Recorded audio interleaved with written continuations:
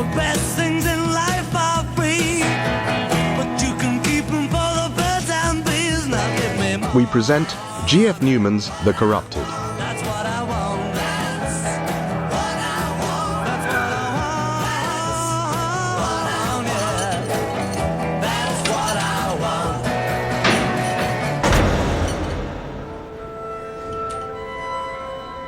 want. The strife that came at the start of 1969, with police clashing with civil rights marchers in Ulster, Czech students clashing with the Russian army, and the clashes at the LSE between the students and the police, was nothing compared with the strife at the court of the Old Bailey. The trial of Ronnie and Reggie Kray, along with their brother and other gang members, dominated the news. Their antics in the dock and set-tos with the trial judge, Mr. Justice Melford Stevenson, made instant headlines.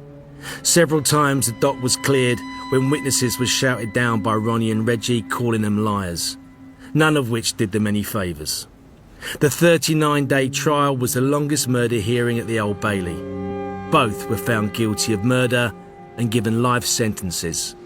Mr. Justice Melford Stevenson said they shouldn't be released for 30 years. I still hadn't got clear of Jack, despite Joey's offer to buy me out. Jack said he'd kill me first, and Joey too, if he rooked him over the price of fence money from the Daily Mirror robbery. Minor tribulations compared to what was coming up for me.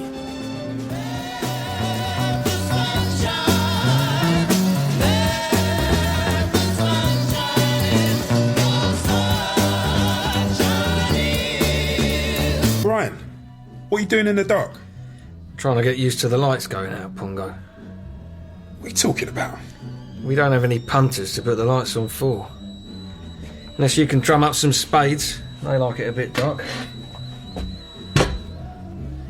You want some coffee? No, it's Jack. What? Dead, I hope? Like his club? He's in a bad way with them pills, Brian. Well, I'm not a doctor.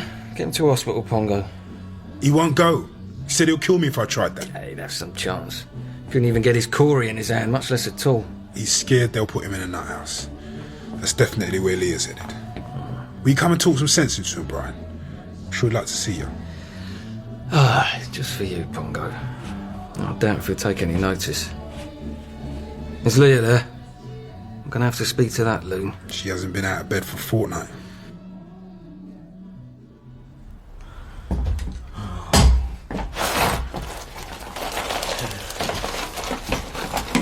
Jack? Pongo says you're in a bad way. What's that black bastard been saying? He can have his cards and sling his up. Yeah. Cards MP45 would be nice. What are you looking for, Jack? Headache pills. You hid them. Come on, I know you hid them somewhere. You took them all, Jack. Pull yourself together, Jack. Old Bill's double active now the Krays are gone. We got more than enough straightened, Brian. We're all right. They'll nick you when your turn comes, whatever we bung them. Maybe we should go to Spain for a while. We'll leave the firm. You gotta be kidding. You want a cup of tea? I'll get Leah to make us some. Stephen Moore come to see me, Brian. Jack, Stephen's dead. He topped himself a few years ago. He was stood right where you are. Warn me Ken Drury is moving in on our spots, nicking our money. I think you better see a doctor, Jack. Bri, it was Stephen, my old landlord. He was in a dream. Leah! Get in here and make us some tea! So what should we do about Drury, do you think? His days are numbered, Stephen said.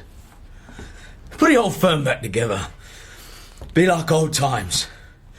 Remember that fight we had in the Kray's Rupert Street carpet joint? It was some punch-up. You got hurt. Not half. I almost died. What about that judge you helped when the muscle they sent killed that bird? Melford Stevenson. It was him who sent the Krays down. And them mugs deserved it. Did you get him to do that? I wish I was that influential. Leah! Leah, get out here! I'm not your servant! Leave me alone! That's Brian. I said he wasn't to come here. Shut up and make some tea. Ryan's all right. He's my mate. Then bloody well get him to make your bloody tea! It's good to see you got yourself well after all, Leah. I don't ever want you to talk to me. Oh, Unless you've come to make love to me.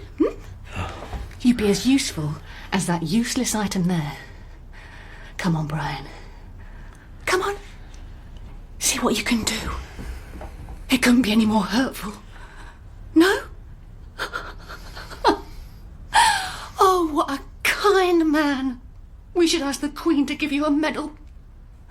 We'll ask Princess Margaret, Jack. Shall we?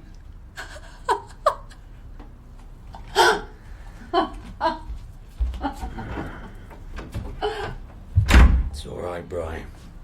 She's not been herself. Has she, Pongo? If you say so, Jack. Who's getting birds for that judge now? I could pull some for him down at the club. I'll get myself tidied up, Brian. Show my face to the customers. There aren't any customers. They're all gone. Oh, we'll get them back. It won't be hard. Why don't you see a doctor, Jack, eh? Straighten yourself out. You and Pongo. I'll get your game. Put me in a nut house and take over the firm. You think I'm going to stand for that? A puff certainly ain't going to run no firm. You just have to knock him out and take him in there, Pongo. No, you don't, you mug. Sorry. You are one crazy loon. Jack. Ugh. Sorry, Jack boy. You go, Brian. I'll take care of him. Call the doctor. You can give him something.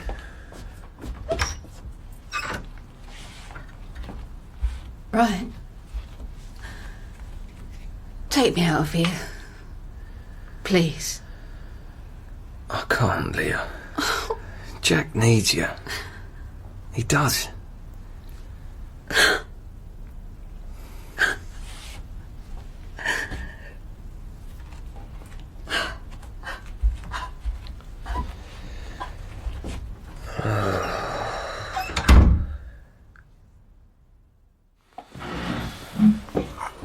You're meeting this Joe Lyon so often, George. Someone would know exactly where to bug you. Why would anyone want to do that, Brian? Just so jumpy, the way Jack's performing. All the actors in here would soon find any microphone. Jack no better. Oh, it's off his head. Something's got to be done about him, George. I thought that Tony Wednesday was putting a plan in action. The idea was that we nicked Jack on one of those newspaper wage robberies. Only he didn't go on any, did he? Must have enough evidence anyway. Not enough to make it a stone ginger. Did Jack put the blagger Denny Jones? What? That's what Tony Wednesday came up with. That guy over there showing out to me. Is he an actor, George? A young thesp with the RSC. I think his name's Jacoby. If you gave evidence that Jack plotted the Daily Mirror robbery, that would do it for my governor. Aye, he's coming over. Aren't you Brian Oldman? I am. Unless you're a debt collector. Oh, well, I have plenty of those myself. Debts. No, I came into your club a while ago for a friend's 21st. Someone pointed you out. I'll have to come and see you at the RSC. Oh, I'd be flattered. Do call by the stage door afterwards. Bye-bye. Yeah, if you're still at liberty, Brian, as you pointed out yourself, it only wants a wrong 'un to nick Jack and we could all be in the frame. I'll be up the creek either way if I gave Queen's evidence. And the smart thing would be to do as my governor wants. Grab the deal. You get a new identity, a new life. What would that be like, George? I wouldn't get tasty actors approaching me. I'm thinking of emigrating to Australia myself. Plenty of bent old Bill out there. Look, why not nick Jimmy Humphreys? He can't stand being locked up. He'd sing. He knows most of Ken Drury's earners. I thought this was about nicking Jack.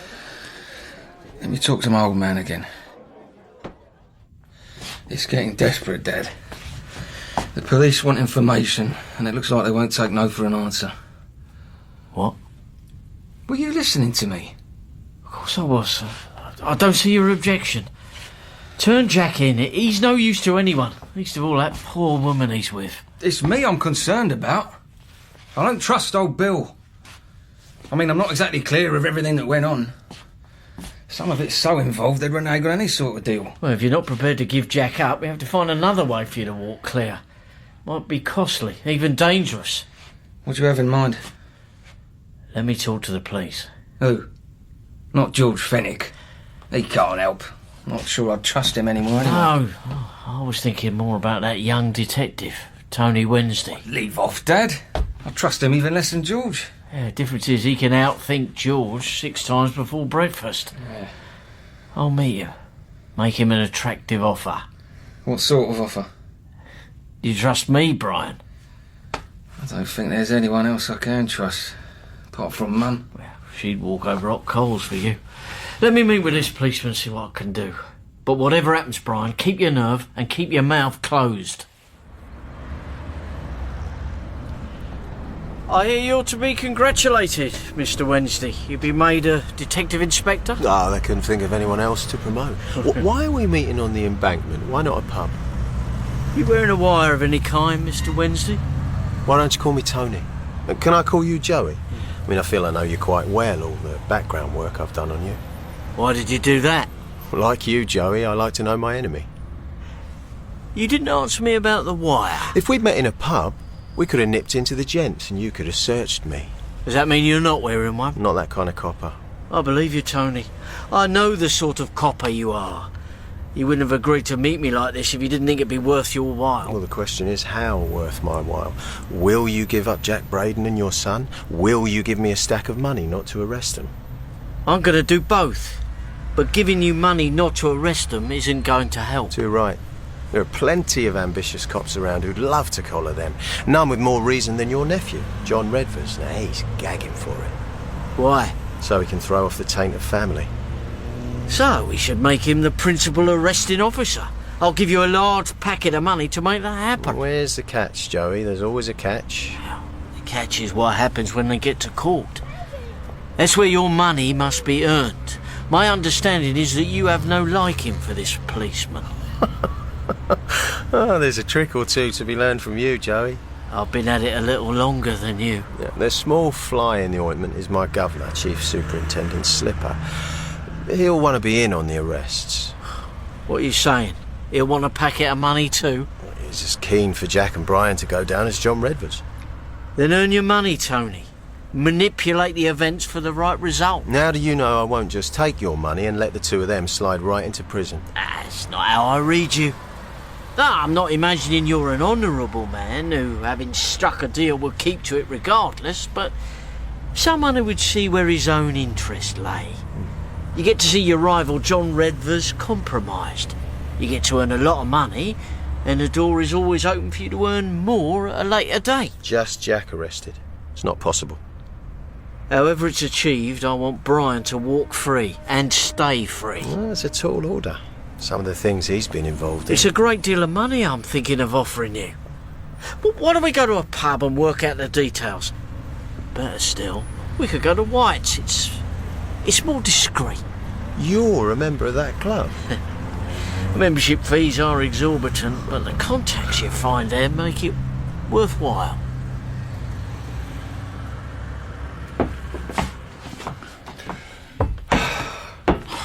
That is a fantastic piece of police work, Tony.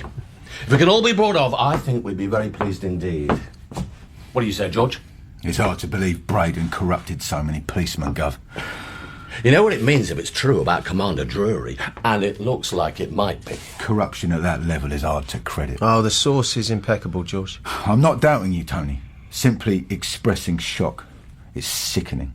The prospect of all those coppers all full with Drury, it don't bear thinking about. I know how you feel, George. Is there any way we can get Braden and his nephew into court without going after Drury at this stage? Well, I don't know, sir. It would be a dangerous game. Not only would it cause a sour taste, it might expose us to the charges of covering up for corrupt policemen. I'll talk to the Deputy Assistant Commissioner, make sure we're covered. Meanwhile, I don't want any word to get out that we're moving against Commander Drury. What we need, Gov, is a Boy Scout to spearhead these arrests. Someone who'll give no quarter. I know just the person. That religious nut, Superintendent Redvers. Well, isn't he related to these crooks? Oh, I think he'd happily lose all his skin to divest himself of them. He's got a straight arrow reputation. I suppose he'd be at pains to keep it that way in the circumstances. Would you like me to brief him, sir? If you can bear to play second fiddle, Tony. WW, Gov. Whatever works. So long as we get the job done. Good attitude. I'll talk to the DOC right away. Thank you, Gov.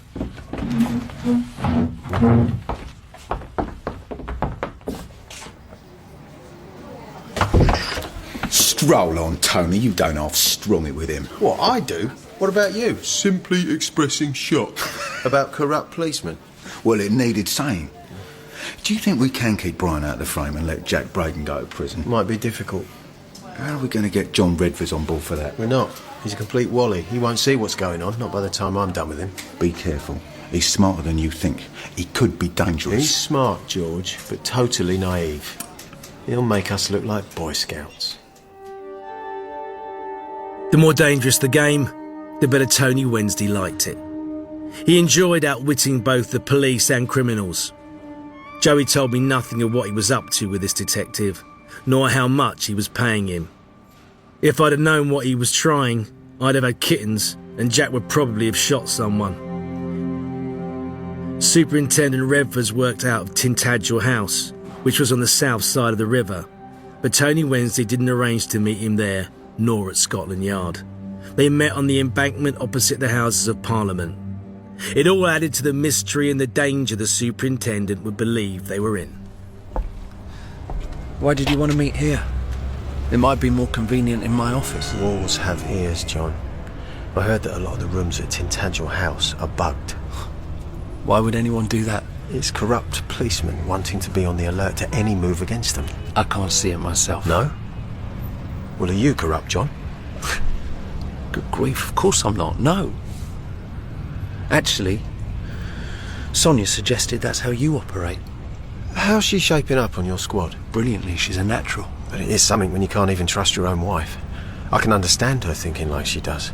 Even I go around covering my tracks in case I inadvertently get drawn into corruption. It's wise to be cautious. Well, that's what it's come to.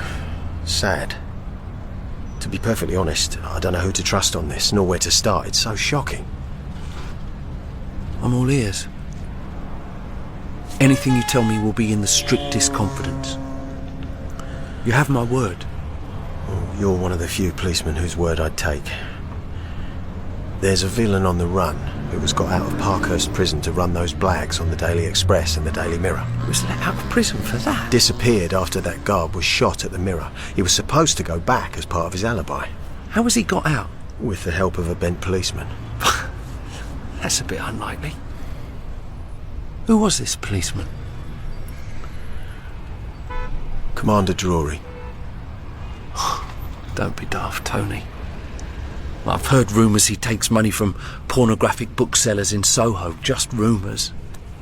You may as well suggest the Commissioner himself. Why? Is he at it as well, John? Police commanders, even if they turn a blind eye to certain things, don't aid criminals escaping from prison to commit robbery. I'm supposed to take your word? I wouldn't. Not in this current climate.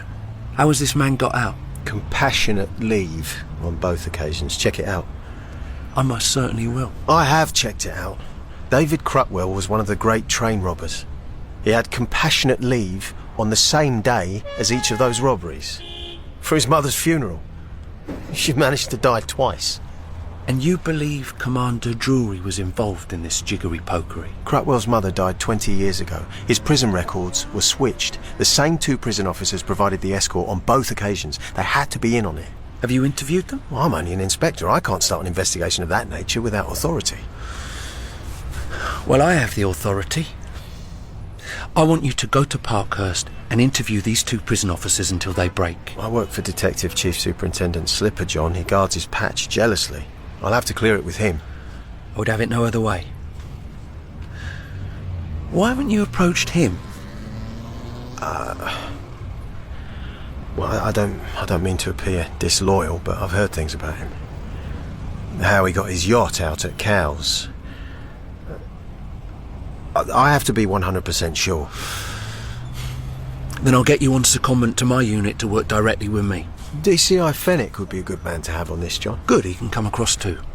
Where do you want to start? We need to clip away their security blanket, John. The first person to arrest is their pawn dealer, Jimmy Humphreys. Let's get this motoring. Oh, by the way, Tony, perhaps on my unit you should call me Gov, or Sir, okay? Yes, sir. What's this? Your private watering, huh? What if it is? Give me another Scotch punk. Just give me the bottle. Don't look at me, you black bastard. Black eyes. A bastard for sure. You ain't getting no more. No more, Jack. No more pills. You giving me a... Jack, you gotta get a grip. They nicked Jimmy Humphries. D.I. Wednesday's here. He's got a plan. What's his plan? Nick our dough and then us? If I could square that circle, pal, I might try. Humphries is squawking like a baby, giving him names. Well, he knows plenty. You've got to sober up and listen to what Tony says. Sickening, but it might just work. If you live long enough, pal, the way you're doing those pills and scotch. That'll save the police a few bob. Might save a few police careers. You should hear what Humphries is giving them. He'll slaughter us. We'll pop that slag out to the pig farm. Well, where's that, Jack? Is that where Denny Jones got dumped? Who told you that bollocks? Jimmy Humphries. He's grassing everyone. How do I know we can trust you, Tony? Well, that's right. But here I am, putting myself on offer, warning you. Being inside ain't hard, is it? Don't be a Burke. If we go, it won't be for 6 months.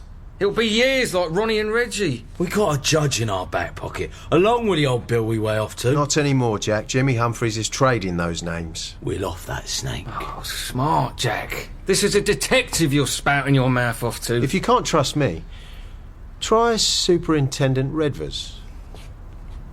John Redvers? My nephew? What's he got to do with anything? He's running the investigation.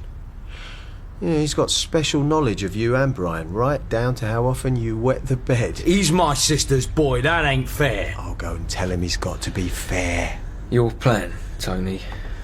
How do we know it's going to work? No guarantees, but there's a pretty good chance it will. I'll arrest you and Jack, then I'll let you see everything we've got so you can steer us away from anything that's dangerous. It'll work. Trust me. Are you sure this plan of yours will work, Tony? This isn't how I learnt to conduct myself as a detective. It's WW, Gov, whatever works. Jack Braden and Brian Oldman think they're going to be helped because they're related to you. Do they indeed? By fair means or foul, I intend to see them go to prison for a very, very long time. The evidence against them is pretty good, Gov. Not good enough, George. Let's make it absolute before we make our move. What do you want us to do, Gov? Fit them up? I can't tell you how those two thugs have blighted my life. I want to put them away by any means possible. As long as we don't break the rules, Gov. Of course not. But we can't afford to miss our chance here. We must secure a conviction against them by any means. Do I make myself clear? I think so, sir.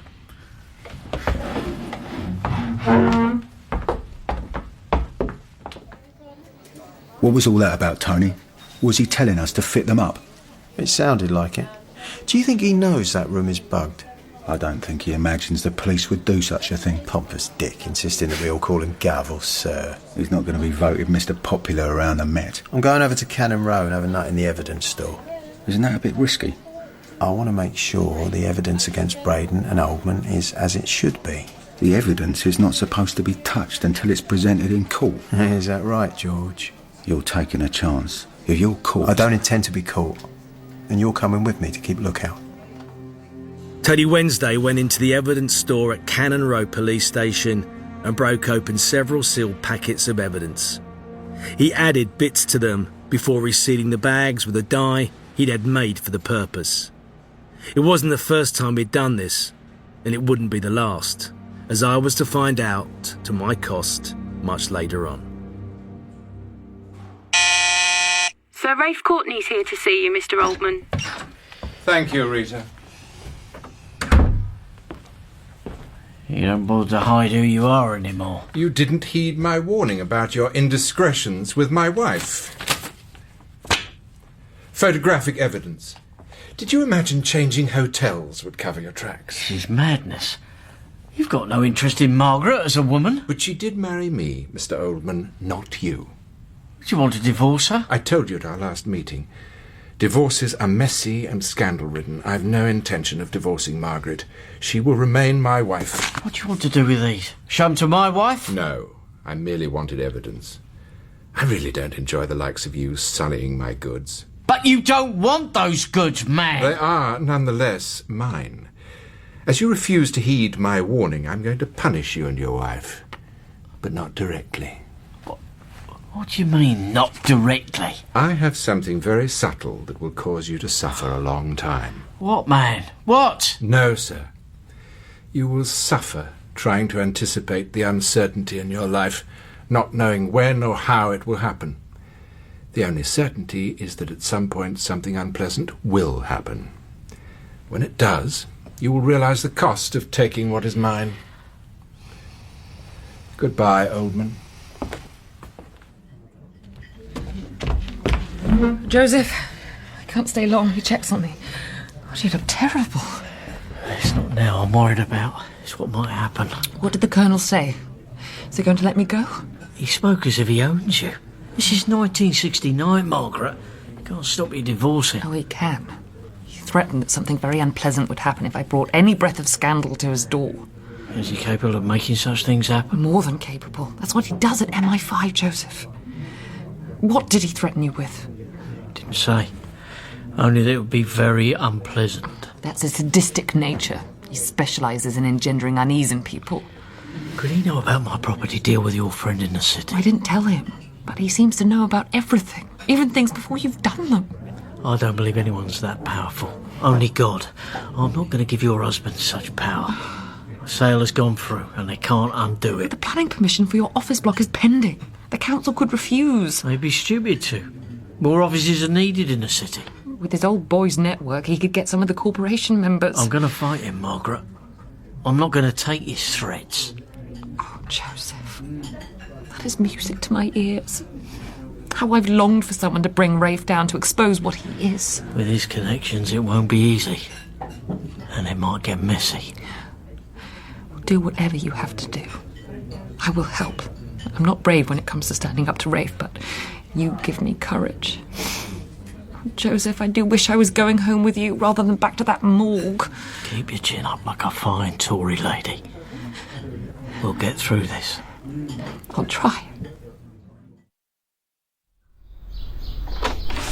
Dad, what's wrong? What's so urgent? 3:30 in the afternoon. Said at the club you were probably here. What are you doing in bed at this time of day? Is that why you came? To lecture me on my lifestyle? Close the door, I'll put the kettle on. I don't say anything about the way you live. What do you mean by that? Nothing. You're a workaholic. When do you ever have a holiday? Crammed like sardines in one of Freddie Laker's planes. Does it huddled up on a beach in Spain get as red as a lobster? You could afford to take Mum on a cruise. Might do you both good the way you two have been lately. Tea. Had a late night last night. Thought you were the police hammering on the door. As I understand it, the police come a bit earlier than 3:30 in the afternoon. Remember, Brian, when they do show up, don't say anything. Just call Arnold Goodman and he'll get the best criminal solicitor there is. Is that why you're here? To remind me? I believe you know Sir Rafe Courtney, sometimes known as the Colonel. Yeah, wish I didn't. Horrible piece of work, and dangerous. You and Mum probably know him better than I do. He's married to that Tory lady friend of hers. Why'd you say he's dangerous? Has something happened, Dad? Maybe. I mean, no, not yet. He's threatened me over a business deal. What sort of business could you possibly have with that slimy git? Doesn't matter. Why is he a slimy git? You know what he does. You've been shagging his wife. Don't be a bloody fool, son. Am I? Then what's the business? You can't help. I'll go. So Mum's suspicions were right. Don't criticise me. The debauched life you lead. We can't help the way we're made, Dad. And I wasn't criticising you. You're consenting adults, as they say. If you've pissed off the Colonel, you just better watch your back. What do you know about him? You'd better sit down and have your tea first. Whether you're shagging his wife or not, I wouldn't have thought he has much time for her. You mean he's homosexual? That's too polite. I'm homosexual, Dad. Judge Melford Stevenson introduced us. He's a pederast. You know what that is? Doesn't sound like I want to know. He likes young boys. He and a gang of high-ranking officials groom him at a children's care home in Bromley. You didn't have anything to do with that. He tried to hook me in at a party he took me to. Wanted me to get him more boys. He gave me a young boy and sent me off to a room with him. Oh. I think he's about 11. I talked to the poor kid. Been abused by these people for years. Did you go to the police? Dad, There was a deputy assistant commissioner at the party and a judge. Not your friendly judge, Brian. No, he likes young women too much. This boy ended up dead in a ditch in Covent Wood in Orpington. That's why I got the gun you found. I was going to shoot Sir Rafe bloody Courtney if he came after me. Dear God. I wish someone heard. Oh, someone will before long, Dad. You can't be that evil and live. It's not right. Perhaps I'd better get a gun. Oh, I wouldn't recommend it. They go bang and someone ends up dead. Well, let's hope he doesn't try to interfere with the deal I've done with D.I. Tony Wednesday to help you. Oh, you're scaring me, Dad. I have to confess I've been a little scared myself, Brian. Maybe I should go on the run. Not a good idea. We won't give this Rafe Courtney too much power, but in the meantime, we best both be on our guard.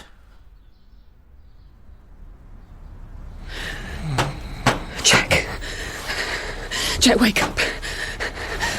Someone's at the door, Jack. Someone's at the door. Take a pill, Leah. Go back to sleep. Oh, God. Oh, God, they're coming for me. They're coming for me. Jack, wake up, please.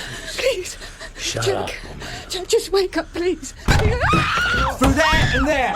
Secure the windows. Don't let anyone escape. What the hell's going on? As if you don't know Mr. Braden. Oh, that you, Cousin John. Get some clothes on, Leah. Make my cousin a cup of tea. We don't want tea. We have a warrant for your arrest and want to search this flat. What you arresting me for? Having a dangerous weapon in my hand? Inspector Wednesday? Jack Braden, we're arresting you in connection with the robbery last year at the Daily Mirror newspaper in Bouverie Street and the murder of a security guard. This is bollocks. I don't even read the Daily Mirror. We're going to search this flat. If you're looking for a bit of gelt in the bureau drawer, help yourself. You'll only nick it anyway. Leah, move yourself. Get the kettle on. I'll have a cup of tea and all. Starting here, men. Ignore Mr. Braden. Excuse me. I'll go with her, Gov. Make sure she doesn't hide any evidence. Good thinking. Hey, they're my shirts. You might find yourself ironing them. You all right, Leah? Oh, is it okay to call you that? A bit upsetting, having a bunch of clod-hopping policemen bursting in at 4 o'clock in the morning. Well, I'm sorry about this, Leah. Oh, you didn't say if it was all right to call you Leah. Is it all right? Yes, Leah. I know it's a shock, but you don't have to be nervous, Leah. We're only interested in Jack. We won't need you to accompany us to the station. It's a quaint old expression, that. Like he had some choice. Yes. It is strange in the circumstances. I wouldn't mind a cup of tea, if that's all right. Oh. Am I being too cheeky? It is your flat, after all. No, that's all right. It's Jack's flat. Of course. I could see right away this wasn't equal partners, as it should be. I wouldn't talk to my wife like he talked to you. Well, then, I don't have a wife. Married to the job. We're not married. Jack wanted me to marry him. I couldn't. I think that was very wise in the circumstances. Sorry. It's not my place to be making those sort of remarks. No, it's all right. I don't often get to talk to another man. I'm a bit isolated here, are you? Sorry, you don't have to say anything. Oh, look, I'm out of order. It's just that in my job on the robbery squad, I don't often get a chance to talk to intelligent women. Robbers' wives are usually as hard as their husbands. One came at me with a carving knife once, stabbed me in the arm. I don't even know what was more shocking, that or the language she was using. Swear words that made even me blush. Were you all right? Yeah, I bled a lot. She nicked a blood vessel, I think. It was my left arm. Could have been my heart. Oh, what am I saying? Policemen don't have hearts. Everyone knows that. I'm sure that's not true in your case. You seem quite normal. I think I'll take that as a compliment, even if it wasn't intended. Well, you're quite easy to talk to. What you have to be most of all is a good listener, Leah. Some of the scenes you have to go to, and then you have to go and tell the parents that their 16-year-old's brains are splattered on the road after a motorbike accident. Oh, God, that must be awful. It's not something you ever get used to. Worse for the parents, of course. Oh, I know. It must also be very stressful for you. That sort of stress is very damaging. Do you know what, Leah? You're the first person that's ever said that. God, I cannot tell you what that means to me. You a psychologist or something? Oh, no. No, not really. I started a psychology course at university, but, well, Jack didn't want me there. He wouldn't let me finish it. Well, that's a shame. You're a natural. Not that I know anything about it. I left school at 15 with no qualifications at all. Didn't your parents want you to stay on and get any? Well, they may have done if I knew who they were. I was dumped outside an orphanage when I was tiny. Oh, that's terrible. That wasn't so bad. The nuns were very kind to us kids. It was like having 10 mums instead of one. Oh, well, that's a very mature and forgiving attitude. No point being bitter. There are people far worse off than me. You just have to pick yourself up and dust yourself down and get on with it. Oh, Leah, I'm sorry. I'm sorry. I didn't mean to upset you. No. No, it's not you. It's just... I was thinking of something else. Leah! Where's epoxy tea? Get in here! Oh, he does go on. A bit. Oh, do you take milk and sugar in your tea? I'll have it black. Weak. I'm a vegetarian. Who doesn't like milk? Are you? Yeah. That's interesting. What do you eat? Well, I go to Cranks in Marshall Street in Soho when I can. My colleagues consider me a crank. Okay. Thank you. Blimey, that's hot. Oh, sorry. Look, I shouldn't be telling you this, Leah, but your man won't be coming back here for a while. It could be anything from 3 to 6 months on remand, but don't tell anyone I told you. Oh, you're shaking. Let me carry that for you.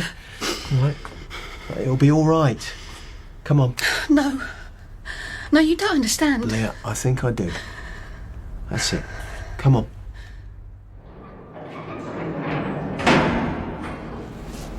Lord Goodman? What are you doing here? Thought you didn't do criminal work. I don't. The brilliant man I wanted for you, Brian, is on holiday. He won't be back until Friday. Rather than leave you sweating and wondering, I came along as a favour to your father. Oh, I appreciate that. Police don't tell you too much. They don't tell me much more. Both you and Jack Braden are being charged with the murder of the security guard during the Daily Mirror robbery last year. That's nonsense. We weren't anywhere near the Daily Mirror building. Well, the police seem to think they've got compelling evidence. Certainly enough to convince the magistrate to remand you. I'll be in court with you tomorrow. You won't need to say anything other than answering to your name. But we really weren't near that building. How can they have evidence? If you can come up with an alibi and recall all the details, it will help. You're not obliged to give it to the police at this stage, and you don't have to stand by your uncle. He has different representation, and I'm sure his very able solicitor is telling him to think about himself alone. How long is the remand likely to be? I mean, can I get bail? We'll argue strenuously for you to be given bail, but I know the bench at Bow Street. It's unlikely you'll get bail, no matter how much your father is prepared to put up. How long? If the police case is as good as they think, then they'll get you to trial quickly, but don't count on it. What a prospect. Banged up in Brixton with Jack for months on end. We could ask the police for you to be remanded to separate prisons, but that would have its disadvantages. You couldn't discuss the case with your co-defendant and get your facts clear. Plus it'll look like one of us is selling the other down at Swanee. Oh, very sensible. At this point. But at the right moment, divided he falls, and not you. So, keep your wits about you, especially when talking to other prisoners. There are a lot of grasses in prison. Tell me. The only good thing about remand, Brian, is that you can have your own meals sent in with a bottle of claret to accompany them. And you can wear your own clothes. Oh, yeah? Can I have my own valet sent in? I'm sure your mother will be taking care of all that. You'll want for nothing except your freedom. Good old mum. And good old dad. Just remember what I told you about staying silent. Now, I'm going to try and get another hour's sleep and a hearty breakfast before court.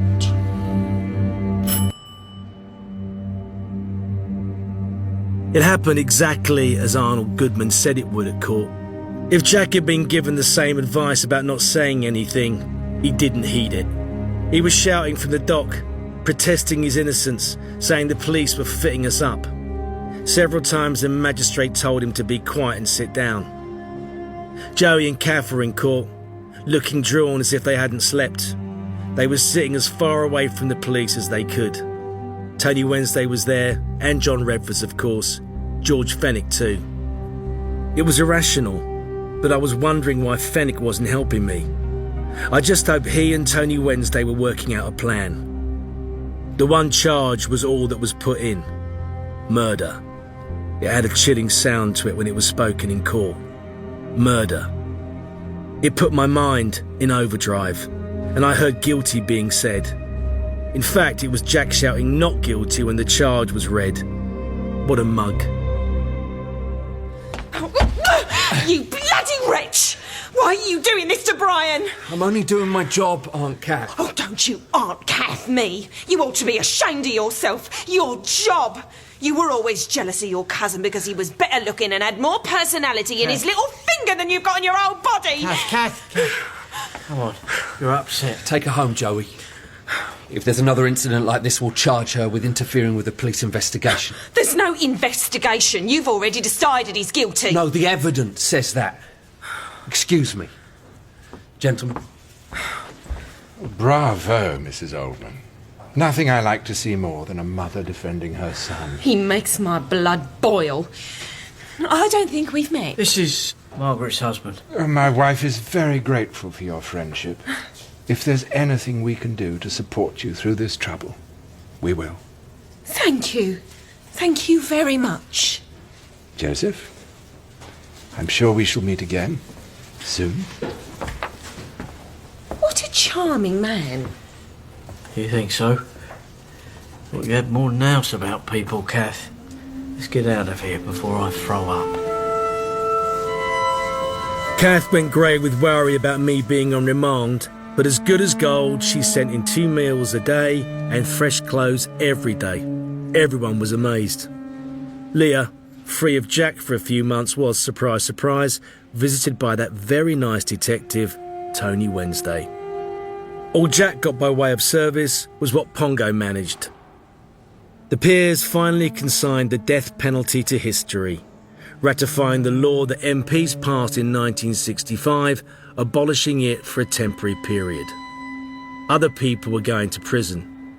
Bernadette Devlin MP for inciting a riot in Ulster, and Charlie Manson and his satanic family for killing Sharon Tate and others in Hollywood. In Brixton, I sat sweating and worrying, first about my future and how my policemen were working for me, and then about what Sir Ralph Courtney had in mind. It was to be a while before I found that out. In G.F. Newman's The Corrupted, Jerry Oldman was played by Toby Jones, Cath Oldman by Denise Gough, Brian Oldman, Joe Armstrong, and Jack Braden by Luke Allen Gale. Tony Wednesday was Alec Newman, John Redvers, Paul Reddy, Leah, Jasmine Hyde, Superintendent Slipper, Mark Perry, Pongo, Chinawadu, Ken Drury and Don James, Matthew Marsh, D.I. Fenwick, Theo Fraser-Steele, Arnold Goodman, Edward Max, Rafe Courtney, Nick Sampson, and Rita, Annabelle Wellen, with Ross Kemp as the narrator. G.F. Newman's The Corrupted was produced and directed by Clive Brill and is a Brill production for BBC Radio 4.